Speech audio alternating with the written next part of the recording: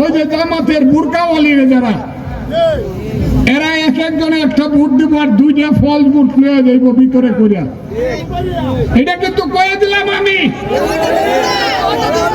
চুরি করা ছাড়া এদের জামানত বাঁচবে না। বুড়ে ফাঁস করা তো দূরের কথা।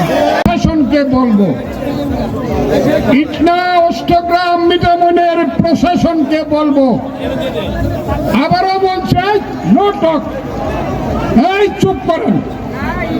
ইটনা অষ্টগ্রাম মিটামনের প্রশাসনকে আমি বলবো, আপনারা শিক্ষিত সন্তান, অনেক লেখাপড়া করে আপনারা এই পর্যায়ে ইউনো থেকে ধরে সব পর্যায়ে আপনারা এসেছেন, ওসি হয়েছেন, আমি আপনাদেরকে সালাম দিলাম।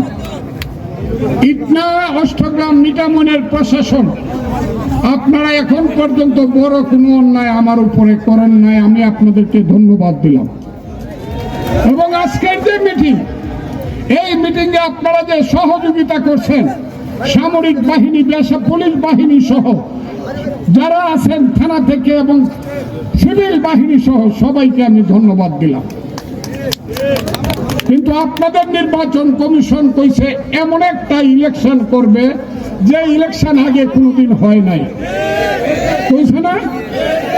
ওই ইলেকশনটা আমি কিন্তু দেখতে চাই, আমি সবার কাছে দেখতে চাই। প্রশাসন, আপনারা কারো পক্ষ ধরবেন না, নিরপেক্ষ ভাবে আপনারা ভোট করবেন। যে যাকে ইচ্ছা ভোট দিবে, সেই ভোটটা আপনারা দিবেন, সেই ভোটটা আপনারা গুনবেন এবং বিকাল বেলা সেই ভোটটা আপনারা লিখিতভাবে আমার এজেন্টের কাছে দিয়া দিবেন।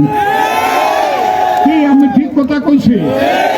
সকালে যাইবেন ভোট দিতে, সকালে ভোট দেওয়ার পরে সারা দিন থাকবেন। সন্ধ্যার সময় আপনি সেইখান থেকে এজেন্টের মাধ্যমে রিজাল্টের কাগজটা নিয়ে আসবেন, ঠিক আছে কথাটা? এর বাইরে যদি কেউ গিয়ে ধমক দেয়, ভোট দেওয়া যাইব না। আর কি হইব জানেন? আর কি হইব জানেন? ওই যে জামাতের বুরকাওয়ালিরা যারা, এরা এক একজনে একটা বুট দিব আর দুইটা ফল বুট লয়ে যাইব ভিতরে করিয়া। এটা কিন্তু কয়ে দিলাম আমি, চুরি করা ছাড়া এদের জামানত বাঁচবে না। বুড়ে ফাঁস করা তো দূরের কথা। যদি কোনো ফল বুট দেয়, যদি কোনো ফল বুট দেয়, যেই দেখ আপনারা তাকে ধরবেন, ধরে পিঠ মোড়া বান দিয়া সূর্যের দিকে চোখ রাখিয়া ফেলায় রাখবেন। কোনো ফল ভোট হবে না, বাজে কাজ হবে না। কাউরে ডরান, কাউরে ডরান। আমি আছি, আমার নাম ফজলুর রহমান। আমার বাপের নাম যদি সত্য হয়ে থাকে তাহলে আমি নির্ভয়ে আপনাদেরকে ইলেকশন করার কথা বলি, আমি আপনাদের পাশে আছি।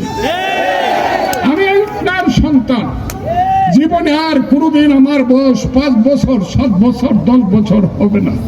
এই হাই স্কুলে আমি লেখাপড়া করেছি।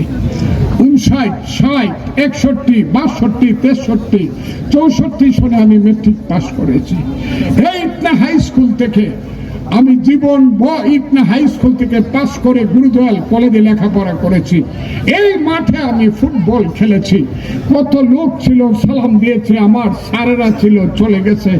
আমি আজকে ইটনার মাটিতে এই কবরস্থানের সামনে দাঁড়িয়ে, এই কবরস্থানের সামনে দাঁড়িয়ে এই সন্ধ্যাবেলায় আপনাদের সামনে আমি বলছি, আমার বয়স শেষ হয়ে গেছে।